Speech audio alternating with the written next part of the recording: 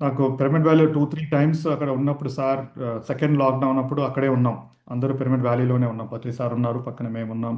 So everyday meeting, everyday interactions అంతా ఉండేది.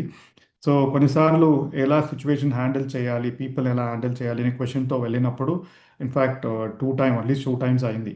అప్పుడు పత్రి సార్ థింకింగ్ అండ్ డెస్టినీ అనే బుక్ చదివేవారు. చదివి అందరికీ ఆ, చెప్తూ ఉన్నారు అప్పుడు. సో ఒకసారి నేను ఏదో పత్రి సార్ని క్వశ్చన్ అడగాలని వెళ్ళినప్పుడు నేను వెళ్ళగానే నాకు ఆ బుక్ ఇచ్చి Sagar read from pages 50 to 62 అన్నారు.